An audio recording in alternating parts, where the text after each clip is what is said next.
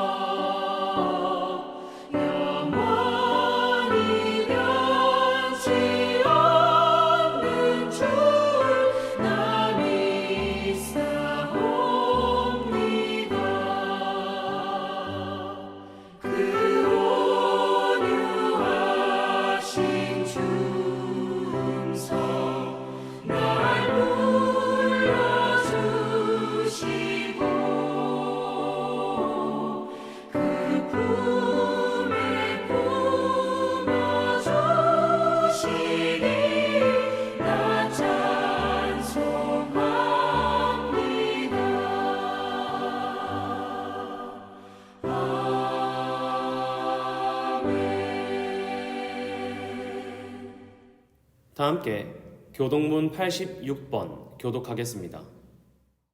또 내가 보니 보라 어린 양이 시온 산에 섰고 그와 함께 14만 4천이 서 있는데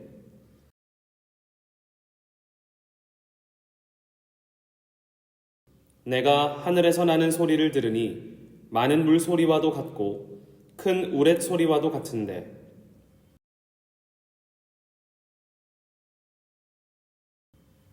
그들이 보좌 앞과 내 생물과 장로들 앞에서 새 노래를 부르니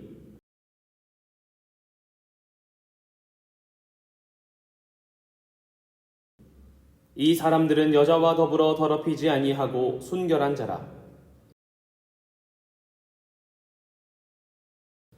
사람 가운데서 속량함을 받아 처음 익은 열매로 하나님과 어린 양에게 속한 자들이니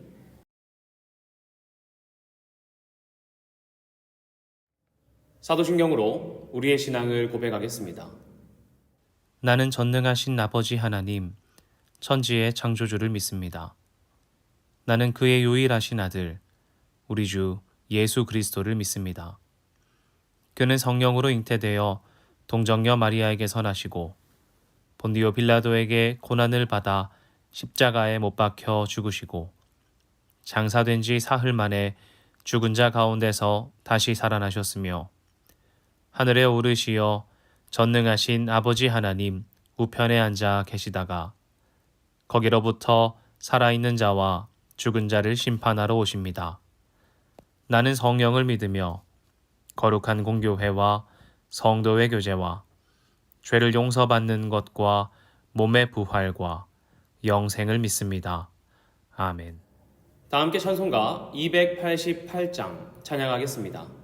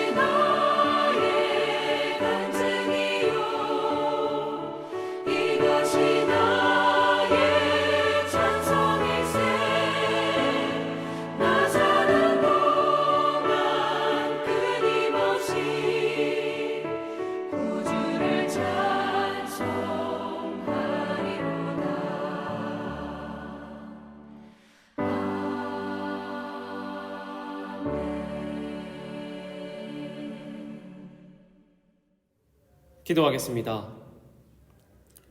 하나님, 이 시간 예배 가운데 나온 챗나 한인장로교회 믿음의 성도들의 삶 가운데 주님의 은혜를 더하여 주시옵소서. 예배할 때 신령과 진정으로 주님 높이게 하시고 오직 하나님만 바라보는 이 시간 되기를 소망합니다. 한 주간 살았던 우리의 삶 가운데 일할 수 있는 터전 주시고 또 돌볼 수 있는 가정 주시고 공부할 수 있는 장소 주셔서 우리가 그 자리 가운데서 최선을 다해 살아가고 또 그곳 가운데서 그리스도인답게 살아갈 때에 누군가의 기쁨이 되고 누군가의 희망이 되며 또 누군가의 소망이 되는 예수 그리스도를 전할 수 있게 하심에 감사를 드립니다. 하나님, 누군가는 그리스도를 모른 채 이 세상을 살아가고 자신의 삶을 지키기 위해 고군분투하며 날마다 투쟁하지만 우리는 우리와 함께 싸워주시고 우리를 돌봐주시는 주님과 동행하기에 세상의 풍랑 앞에서도 두려워하지 않고 세상의 무서움 앞에서도 두려워하지 않으며 오직 예수 그리스도 붙잡고 주님 말씀 붙잡고 나아가는 우리 되어서 승리하는 주의 백성 되게 하여 주시옵소서. 또한 그로 말미암아 우리와 만나는 수많은 사람들이 무서움과 두려움과 강함 앞에서 넘어지고 쓰러지는 것이 아니라 우리와 동행하시며 함께 싸워주시는 예수 그리스도를 보고 붙잡고 주님께 나아올 수 있는 은혜를 더하여 주시옵소서. 하나님, 우리가 한 주간 살 때 더욱더 거룩하게 소망합니다. 예배 가운데 주님 앞에 엎드림으로 주님의 거룩을 덧입는 자들 되게 하여 주시고 교회에서만 거룩한 자가 아니라 한 주간 다시 우리의 삶을 살아가며 더욱더 거룩을 챙겨나가고 더욱더 주님 앞에 거룩해지기 위해 엎드리며 겸손해지는 우리 되게 하여 주시옵소서. 하나님, 오늘 주님께서 더하시는 은혜로 말미암아 오늘 누군가에게 힘이 되고 응원이 되는 사람이 되게 하여 주시고 주님 더해주시는 힘으로 말미암아 이 땅 가운데 살아가며 무엇보다 우리와 만나는 수많은 사람들에게도 주님 더하여 주신 그 힘을 나누어 줄 수 있는 넉넉한 마음을 더하여 주시옵소서.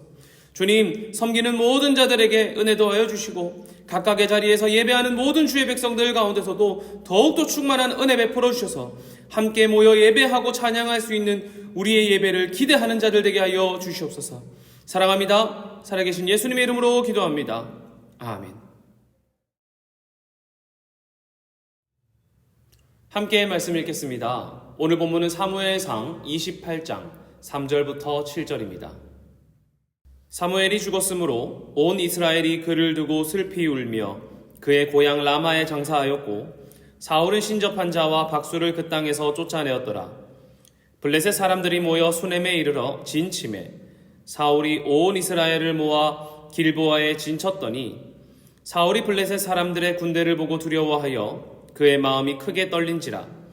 사울이 여호와께 묻자오되 여호와께서 꿈으로도 우림으로도 선지자로도 그에게 대답하지 아니하시므로 사울이 그의 신하들에게 이르되 나를 위하여 신접한 여인을 찾으라. 내가 그리로 가서 그에게 물으리라 하니 그의 신하들이 그에게 이르되 보소서 엔돌에 신접한 여인이 있나이다. 아멘. 반갑습니다. 챗나의 한인장로교회 믿음의 성도 여러분, 한 주간도 주님의 은혜 가운데서 평안하셨기를 빕니다. 여러분은 하루에 어떤 정해진 루틴이 있으신가요? 제가 아는 한 목사님은 매일 글을 쓰는 루틴이 있습니다. 의지적으로 글을 쓰는 것이죠. 하루의 일을 기록하고요. 또 하루 생각한 것들을 정리하여서 기록합니다.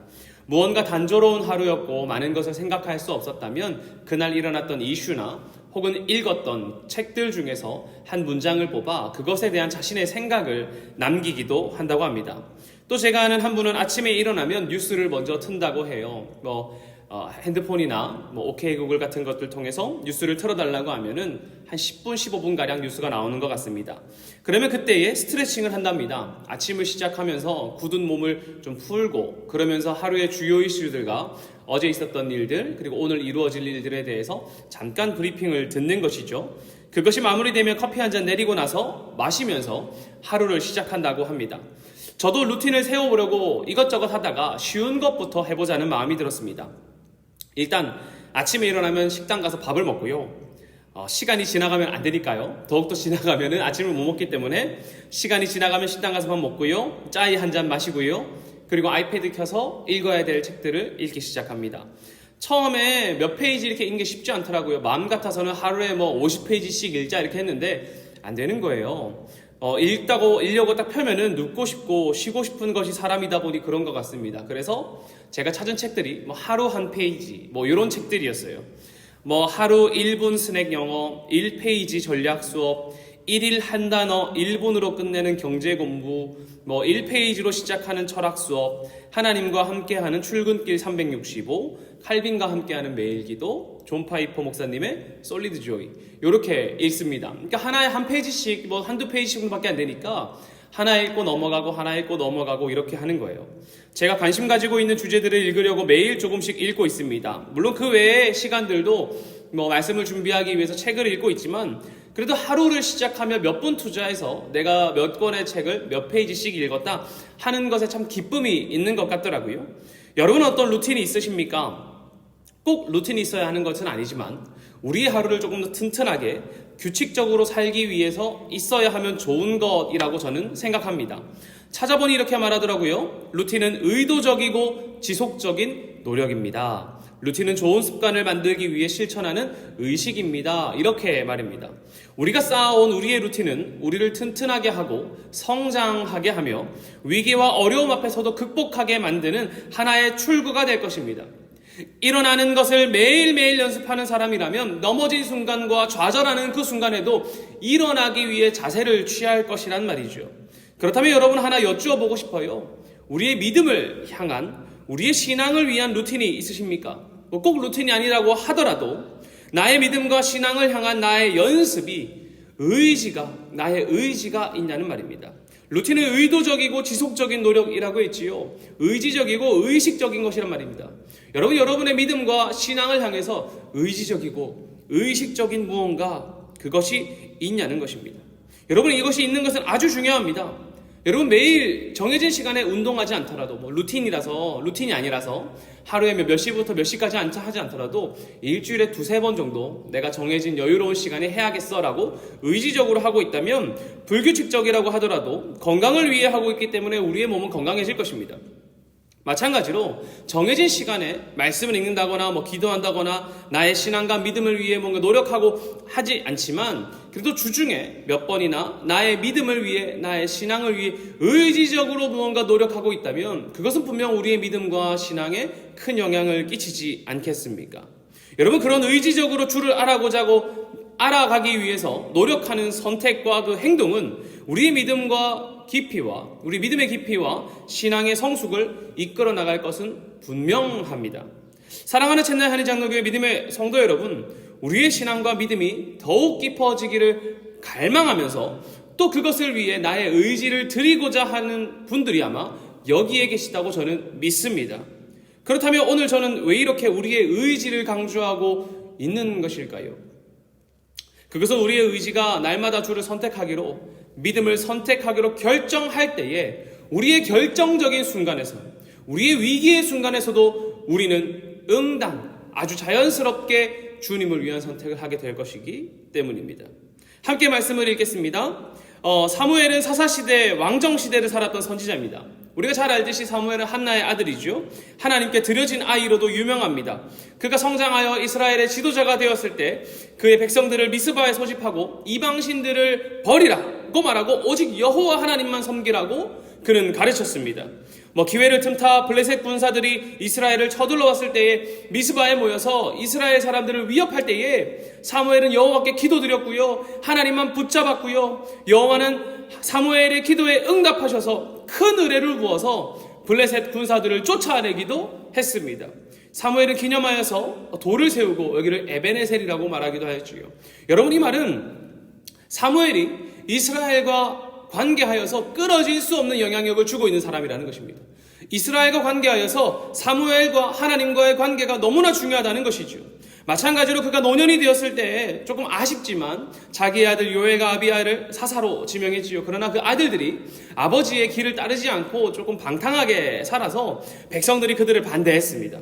그리고 그들을 반대하며 다른 나라와 같이 왕을 세워달라고 말하기도 했지요. 사무엘은 왕을 세우는 거 반대했습니다. 그러나 하나님께서 허락하셨기 때문에 사울을 왕으로 세워 기름 부었습니다. 그러니 여러분, 한번 생각해 보시면 이 사울에게 있어서 사무엘은 어떤 존재일까요? 아마 그가 어릴 때부터 민족의 지도자였을 것이고, 그리고 나중에 자기가 장성하여서는 자신에게 기름 부어준 선지자일 것이고, 또 자기가 바른 길을 가지 못할 때에 와서 따끔하게 혼내주었던 하나님의 선지자이었을 것입니다. 여러분, 그러나 사무엘의 호통에도 사울이 그렇게 크게 바뀐 것 같지는 않은 것 같습니다. 그렇게 말을 잘 들은 것 같지는 않단 말이지요. 그런데 여러분, 사무엘이 이제 죽었습니다. 25장에 사무엘이 죽고 다윗이 블레셋으로 도망간 후 오늘 전쟁이 일어나요. 여러분, 아무리 사무엘의 말을 사울이 잘 듣지 않았다고 하더라도 그가 어릴 때부터 사무엘의 모습을 보아왔고 또 위대한 지도자였고 선지자였고 자기의 기름 부음 받은 사람이 이제 죽었다면 얼마나 무서웠겠습니까? 그리고 이 전쟁이 일어났단 말이죠. 블레셋 사람들이 수넴의 진을 치며 이제 이스라엘을 노리기 시작합니다. 4절입니다. 블레셋 사람들이 모여 수넴에 이르러 진침에 사울이 온 이스라엘을 모아 길보아에 진 쳤더니. 아멘. 여러분, 그림을 한번 보시지요. 수넴과 길보아가 그렇게 멀리 있지 않습니다. 맞닿아 있단 말이죠. 사전을 찾아보니 이렇게 말하더라고요. 이스라엘에게 항상 군사적 우위를 차지하던 블레셋은 이스라엘이 왕정시대가 되자 점점 밀리기 시작했다. 특히 다윗과 골리앗의 싸움은 이스라엘과 블레셋 사이의 힘의 균형이 역전되고 있음을 보여주는 결정적 사건이라고 할 수 있다. 이렇게 말합니다. 그러니 우리가 이렇게 이해할 수 있겠지요. 블레셋이 늘 군사적으로 강대했으나 사울이 왕이 되면서 점차 밀리기 시작한 것입니다. 그렇다면 여러분, 이 블레셋에게 있어서 오늘 이 전쟁이 얼마나 중요하겠습니까? 얼마나 그들이 사활을 걸었는지 절대 굴복할 수 없다라는 마음을 가지고 있지 않았겠습니까? 그러니 이 전쟁을 위해서 얼마나 치열하게 준비를 했는지 사울은 느낄 수 있었을 것입니다. 그래서 5절에서 이렇게 말해요. 사울이 블레셋 사람들의 군대를 보고 두려워하여 그의 마음이 크게 떨린지라. 아멘. 사울은 두려웠습니다. 그래서 주님께 물어요. 하나님, 어떻게 해야 합니까? 주님, 두렵습니다. 그런데 여러분, 주님께서 응답하실까요? 그러면 참 좋겠지만 응답하지 않으셨어요. 6절이지요. 사울이 여호와께 묻자오되 여호와께서 꿈으로도 우림으로도 선지자로도 그에게 대답하지 아니하심으로. 아멘. 하나님께서 임재하시는 방법이 몇 가지 있습니다. 하나는 꿈으로 임하시는 것이지요. 여러분 잘 아시듯이 하나님께서는 꿈으로 나타나셔서 일들을 보여주시기도 합니다. 여러분 잘 아시는 요셉의 꿈이 있지요. 형제들의 곡식단이 자신을 향해 절하는 꿈을 보았고 또 왕의 꿈을 해석하여서 그는 감옥에서 벗어날 수 있었습니다. 그러나 하나님께서 사울에게 꿈으로 임하지 않으셨다라는 것입니다. 또 하나는 우림입니다. 이 우림은 하나님의 뜻을 분별하기 위해서 이제 둠밈과 함께 사용된 신탁의 도구입니다. 우리 우림과 둠밈이라는 단어 아시지요? 그런데 이 우림과 둠밈도 이 우림에는 히브리 알파벳의 첫 번째인 알레프가 그리고 끝 글자에는 타우로 하여서 처음부터 끝까지라는 의미를 또 담고 있다고 합니다. 그러니 모든 역사의 원인과 결과가 되시고 시작과 끝이 누구에게 달려있다는 거예요? 하나님께 달려있다라는 것이겠지요. 대제사장은 중요한 판단을 내려야 할 때에 흉패 안에 보관된 이 우림과 둠밈으로 제비를 뽑아 그 일에 대해 하나님의 뜻을 살피곤 했다고 합니다. 그러나 하나님께서 이 우림을 통해서도 사울에게 임하지 않으셨다는 거예요. 마지막으로 하나님께서 선지자를 보내어 하나님의 뜻을 알려주시고 깨닫게 하시지요. 사사기에서는 선지자들이 백성들을 향해 외쳤고요. 왕정이 시작된 후를 보면 사울이 잘못을 하면 사무엘이 그리했단 말이지요. 또 다윗이 우리아의 아내를 취했을 때는 나단 선지자가 다윗 왕에게 와서 꾸짖음을 했습니다. 그런데 여러분 어떻습니까? 사울은 지금 어떠합니까? 그를 꾸짖어줄 사무엘이 없단 말입니다. 그리고 그 어떤 선지자도 사울에게 나아가 그 말씀을 전하지 않고 있습니다. 하나님께서 뜻을 밝혀주시는 방법 그 어느 것으로도 사울에게 말씀하여 주시지 않았습니다. 여러분 그렇다면 어떻게 하시겠습니까?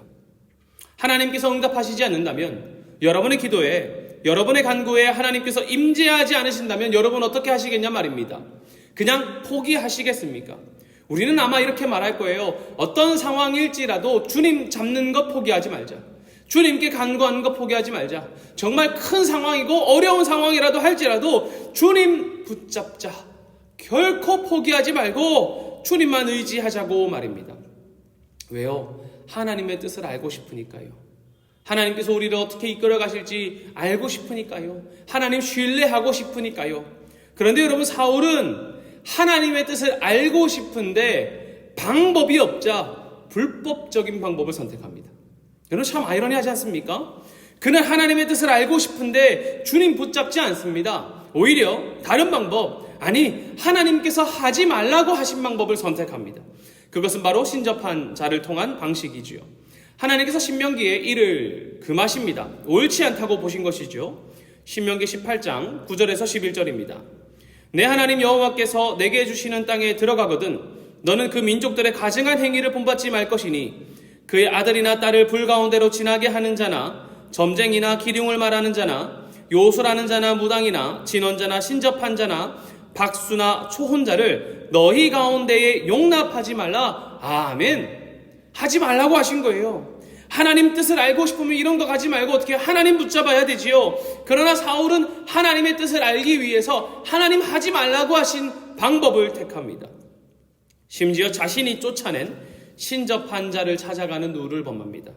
3절을 보면 이렇게 말해요. 사울은 신접한 자와 박수를 그 땅에서 쫓아내었더라. 아멘. 그가 쫓아냈단 말입니다. 그가 내보냈단 말이에요. 이곳 가운데 발을 못 붙이도록 했단 말입니다. 그런데 이제 그가 누구를 찾아요? 자신이 쫓아낸 사람을 찾아갑니다. 여러분, 사울의 이런 행동이 어떻게 나온 것일까요? 갑자기 너무 당황스러워서 그런 걸까요? 급하기 때문에 블레셋의 군대가 너무 강력해 보이고 그들의 눈빛이 너무 무섭고 우리 군대는 연약해 보여서 두려워서 주님 응답하지 않으시니 당황해서 냉큼 불법적인 일을 행한 것일까요? 사무엘이 있었으면 참 좋았을 텐데 사무엘이 이제 없으니 있을 때 좀 잘 듣지. 없고 나니까 이제 그의 말이 막 그립고 막 필요해진 것입니까? 그래서 막 불법적인 방법이라도 하는 것입니까? 아니란 말이죠. 우리는 때로 실수할 수도 있고 정말 당황해서 잘못된 선택을 할 수도 있습니다. 그럴 수 있지요. 실수할 수도 있고요. 때로는 정말 당황해서 잘못된 선택할 수도 있습니다. 그러나 정말 중요한 순간에는 우리가 쌓아온 행동이 드러나기 마련이란 말이죠. 우리가 쌓아온 행동이 드러난단 말입니다. 여러분, 그렇다면 사울은 어떤 행동을 쌓아왔습니까? 13장을 보면 이때도 블레셋과 싸울 때였는데 전쟁하기 전 정한 기한대로 기다렸다가 제사하고 하나님께 제사를 드리고 싸웠어야 합니다. 그런데 이 정한 기한에 사무엘이 오지 않았어요. 그럼 어떻게 해야 돼요? 그래도 기다려야죠. 그것이 주님 명령하신 것이니까요. 주님 말씀하신 것이니까요. 주님께서 우리에게 바라시는 것이니까요. 그리고 왕이면 하나님의 말씀에 순종해야 되는 사람 아닙니까? 그러니 기다려야지요. 그러나 사울은 그렇게 하지 않고 마음이 급했기 때문에 자기 마음대로 재물을 가져와 번제로 태워버립니다. 13장 8절 9절입니다. 사울은 사무엘이 정한 기한대로 이레 동안 기다렸으나 사무엘이 길갈로 오지 아니하매 백성이 사울에게서 흩어지는지라. 사울이 이르되 번제와 화목제물을 이리로 가져오라 하여 번제를 드렸더니. 아멘. 여러분, 당장 눈앞에 군대가 보이니 불안할 수 있죠. 그러나 사울은 왕으로서 주의 백성으로서 말씀을 지켜야 하고 주님 말씀하신 명령을 지켜야 함에도 그는 자기 마음대로 자기가 보기에 옳다고 생각한 대로 행합니다. 또 15장을 보십시오. 사울이 아말렉과 전쟁할 때에 하나님께서 사울에게 명령하신 것이 있습니다. 15장 2절부터 3절입니다. 만군의 여호와께서 이같이 말씀하시기를 아말렉이 이스라엘에게 행한 일 곧 애굽에서 나올 때에 길에서 대적한 일로 내가 그들에게 벌하노니 지금 가서 아말렉을 쳐서 그들의 소유를 남기지 말고 진멸하되 남녀와 소아와 젖먹이는 아이와 양과 낙타와 나귀를 죽이라 하셨나이다 하니. 아멘. 여러분, 하나님께서 이 아말렉을 진멸하라고 하셨습니다. 조금 잔인해 보일 수 있지만 하나님께서는 그곳 가운데 아무것도 남기지 말라고 말씀하셨어요. 그런데 전쟁에서 승리한 사울이 하나님의 명령을 그대로 수행하지 않고 그 명령을 수정해서 자기 마음대로 바꾸어서 수행합니다. 7절에서 9절입니다. 사울이 하윌라에서부터 애굽 앞 술에 이르기까지 아말렉 사람을 치고 아말렉 사람의 왕 아각을 사로잡고 칼날로 그의 모든 백성을 진멸하였으되 사울과 백성이 아각과 그의 양과 소의 가장 좋은 것 또는 기름진 것과 어린 양과 모든 좋은 것을 남기고 진멸하기를 즐겨 아니하고 가치 없고 하찮은 것은 진멸하니라. 아멘. 여러분, 사울의 행동이 너무 당혹스러워서 두려워서 이렇게 실수한 것입니까? 아니란 말이죠. 여러분, 보시면은 하나님의 명령을 지켜야 함에도 그는 좋은 것, 괜찮아 보이는 것은 남기고 하찮아 보인 것만 진멸합니다. 여러분, 이러한 사울의 삶을 보면은 오늘 본문에서 그가 하나님의 응답을 받지 못한 것, 그리고 게다가 하나님의 응답이 없자 주님 붙잡지 않고 신접한 자를 찾아간 것이 그저 실수로 당황스러워서 두려워서 걱정돼서 갑작스럽게 나온 행동은 아니라는 것을 우리가 알 수 있습니다. 오히려 그가 평소에 했던 행동이 그대로 드러나는 거예요. 그가 평소에 했던 대로 나는 주님 찾지 않고 주님 명령대로 행하지 않고 어떻게 해요? 내 마음대로 행하는 삶을 사는 것입니다. 하나님께서 임재하지 않자 신접한 자를 찾아간 사울의 행동은 그가 이미 지금까지 행해왔던 행동의 결과일 뿐이란 것이지요. 결코 놀랄 만한, 아쉬워할 만한 이야기가 아니란 것입니다. 그가 참 잘 믿었는데 언제나 하나님 말씀 순종하고 언제나 하나님 명령대로 살았고 언제나 주님 뜻에 순복하며 살았는데 이번엔 너무 당황스러워서 실수했나 봐. 너무 당황스러워서 잘못했나 봐. 아쉬워할 만한 이야기가 아니란 말이죠. 여러분, 결국 그가 지금까지 쌓아왔던 불순종의 결과가 이것입니다. 28장 17절입니다. 여호와께서 나를 통하여 말씀하신 대로 내게 행하사 나라를 내 손에서 떼어 내 이웃 다윗에게 주셨느니라. 아멘. 하나님께서 사울의 나라를 다윗에게 주시는 것입니다. 여러분, 이 역시 갑작스러운 것이 아닙니다. 그가 주님의 명령에 불순종하고 아각과 양과 소의 가장 좋은 것, 기름진 것과 어린 양과 모든 좋은 것을 남기고 가차없고 하찮은 것만을 진멸하였을 때 이미 예언된 것입니다. 15장에서 이렇게 말해요. 15장 11절과 28절입니다. 내가 사울을 왕으로 세운 것을 후회하노니 그가 돌이켜 나를 따르지 아니하며 내 명령을 행하지 아니하였음이니라 하신지라. 사무엘이 근심하여 온 밤을 여호와께 부르짖으니라. 사무엘이 그에게 이르되 여호와께서 오늘 이스라엘 나라를 왕에게서 떼어 왕보다 나은 왕의 이웃에게 주셨나이다. 아멘. 여러분, 우리 오늘 말씀을 보면서 우리의 삶을 돌아보기를 원합니다. 나의 일상은 무엇을 쌓고 있는가? 나의 일상은 어떤 행동을 쌓아가고 있는가? 무엇을 따라 살아가길 바라고 있는지 한번 돌아보기를 원합니다. 우리는 그리스도인으로서 주의 백성으로서 하나님의 말씀을 중심을 두고 살아야 합니다. 오늘 시작할 때 마음을 나눈 것처럼 의지적으로 주를 선택하려고 하고 의지적으로 순종하려고 하고 의지적으로 나의 믿음을 위해 살고 의지적으로 나의 신앙을 깊게 만드는 일에, 성숙한 신앙을 만드는 일에 우리의 삶에 선택해야 함에도 우리는 그렇지 않고 있을지도 모릅니다. 우리는 우리의 삶을 돌아보아 우리의 결정적인 순간에 다른 것 아니라 믿음을 선택하기 위해 우리의 일상에서 무엇을 쌓아야 하겠습니까? 신앙과 믿음을 쌓아야 한다는 것입니다. 내가 날마다 나의 신앙과 믿음을 쌓지 않고 어떻게 내 인생의 결정적인 순간에 믿음을 선택하고 신앙을 선택할 수 있겠습니까? 사무엘상 28장 18절에서 오늘 우리가 말하고 있는 평소의 삶, 우리가 쌓아두는 행실과 관련하여 하나의 힌트를 줍니다. 함께 읽어보겠습니다. 내가 여호와의 목소리를 순종하지 아니하고 그의 진노를 아말렉에게 쏟지 아니하였으므로 여호와께서 오늘 이 일을 내게 행하셨고 아멘. 말씀 보면 이렇게 말합니다. 여호와의 목소리를 순종하지 아니하고, 사울이 주님의 목소리에 순종하지 않았기에 주님께서 오늘 이 일을 그에게 행하셨다고 합니다. 바로 그의 나라를 다윗에게 주는 것이지요. 우리는 여기서 하나의 결론에 이를 수 있을 것입니다. 내가 일상에 쌓아야 하는 행동이 바로 주님의 목소리에 순종하는 삶이라는 것입니다. 여호와의 목소리를 순종하지 아니하고, 이것은 그저 단 한 번이 아니라는 것입니다. 내가 일상에 쌓아야 하는 것은 여호와 하나님의 말씀에, 우리 주 하나님의 말씀을 순종하며 살아가는 삶을 쌓아야 할 것입니다. 공부하는 루틴을 쌓는 것은 공부를 잘하기 위함이지요. 날마다 책 보고 영단어 공부하고 수학 문제 풀고 매일 공부하는 시간을 가지는 것은 공부를 잘하기 위함입니다. 아침에 일어나 미소를 연습하고 경제 상황과 흐름을 파악하는 것은 비즈니스를 잘하기 위함일 것이고요. 여러분, 그렇다면 우리가 신앙적인 행동, 신앙과 믿음을 선택하는 것을 의지적으로 쌓아가는 것은 무엇을 잘하기 위함일까요?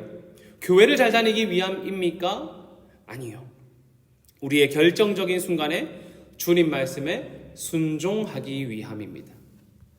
사랑하는 첸나이 한인장로교회 믿음의 성도 여러분, 우리 시간 예배를 마무리하면서 함께 결단하였으면 좋겠습니다.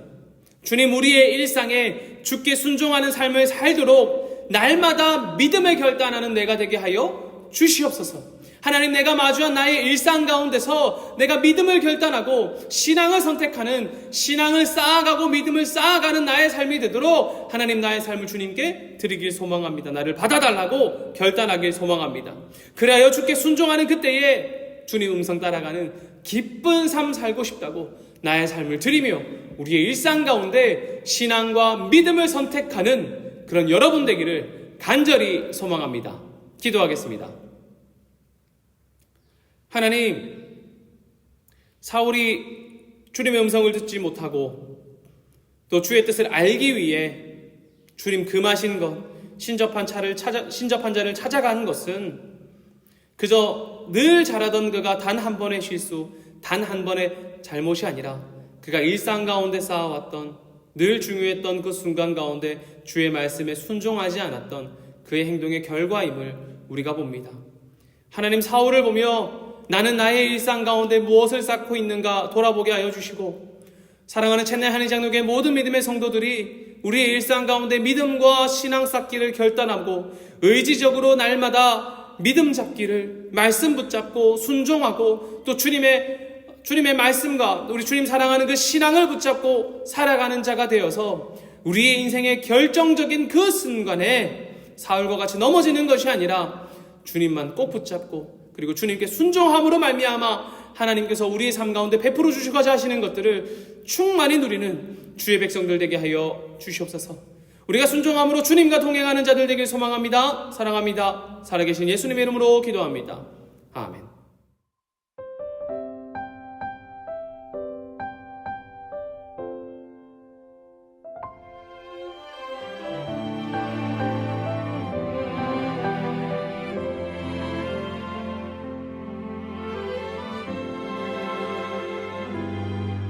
내가 누려왔던 모든 것들이, 내가 지나왔던 모든 시간이, 내가 걸어왔던 모든 순간이 당연한 것 아니라 은혜였어. 아침 해가 뜨고 저녁에 노을, 봄의 꽃향기와 가을의 열매, 변하는 계절의 모든 순간이 당연한 것 아니라 은혜였어. 모든 것이 은혜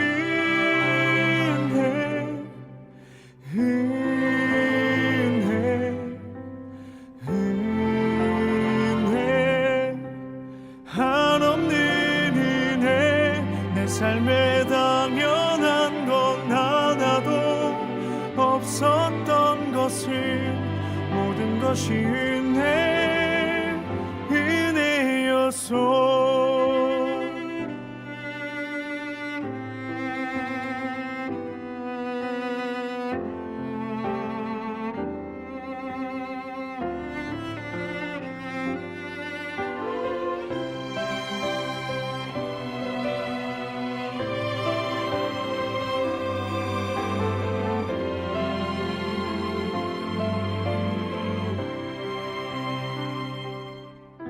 내가 이 땅에 태어나 사는 것, 어린아이 시절과 지금까지 숨을 쉬며 살며 꿈을 꾸는 삶, 당연한 것 아니라 은혜였소. 내가 하나님의 자녀로 살며 오늘 찬양하고 예배하는 삶, 또 복음을 전할 수 있는 축복이 당연한 것 아니라 은혜였소. 모든 것이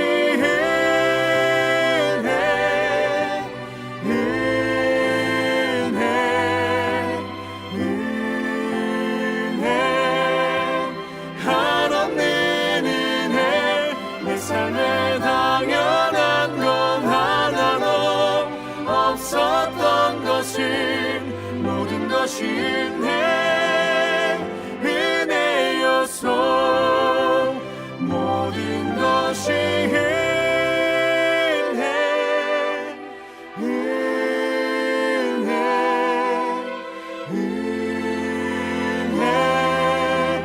한없는 은혜. 내 삶에 당연한 건 하나도 없었던 것은 모든 것이 은혜였소.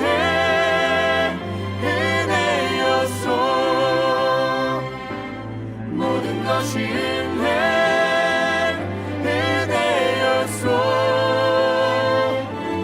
모든 것이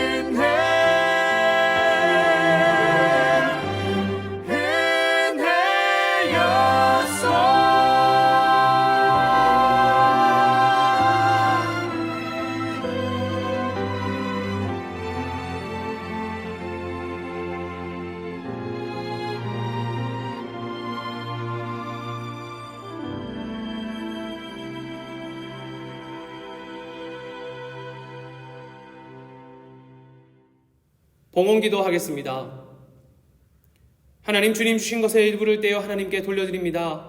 11조로, 감사 헌금으로, 선교 헌금으로, 또 주일 헌금으로 드리는 모든 손길 가운데 하나님의 은혜를 더하여 주시고, 이 물질들이 하나님 기뻐하시는 그곳 가운데 눈동자처럼 지켜보고 계신 그곳 가운데 사용되어지게 하여 주시옵소서. 하나님, 우리는 작은 것들이었으나 이 작은 것들이 누군가에게 다가가 큰 것 되게 하여 주시고, 또 우리가 작은 마음 들었으나 하나님, 우리의 작은 마음 들었으사 큰 일 가운데 사용할 수 있도록 도와주시며, 무엇보다 한 사람 돌아오는 그 일에 사용될 수 있도록 주님이 인도하여 주시옵소서. 사랑하는 첸나이 한인장로교회 믿음의 성도들이 주께 우리의 마음을 드리며 하나님, 의지적으로 날마다 주님을 선택하기로, 우리의 믿음과 신앙 선택하기로 결단합니다. 우리의 결단이 끊어지지 않게 하여 주시고, 우리가 매일매일 의지적인 삶을 선택할 때에 주님께서 베풀어 주시는 그 은혜를 충만케 하여 주시옵소서. 하나님, 우리가 물질 드리며 우리의 원과 비전 또한 올려드렸습니다. 하나하나 기억하여 주시고 하나님의 때에 하나님의 방식으로 성취하여 주시며 주님께서 일하시는 것 또한 볼 수 있는 믿음 도하여 주시옵소서. 사랑합니다. 살아계신 예수님의 이름으로 기도하옵고, 지금은 우리를 구원하신 예수 그리스도의 은혜와 아버지 하나님의 충만하신 사랑과 성령님의 교통하심이 우리의 결정적인 순간에 주님 말씀에 순종하기를 바라며, 일상 가운데 믿음과 신앙을 의지적으로 쌓아가겠노라 결단하는 사랑하는 첸나이 한인장로교회 모든 믿음의 성도들과 그들의 머리와 가정과 생업 가운데, 해외 곳곳에 있는 믿음의 백성들 가운데도 이제로부터 영원히 함께 하시기를 간절히 축원하옵나이다. 아멘.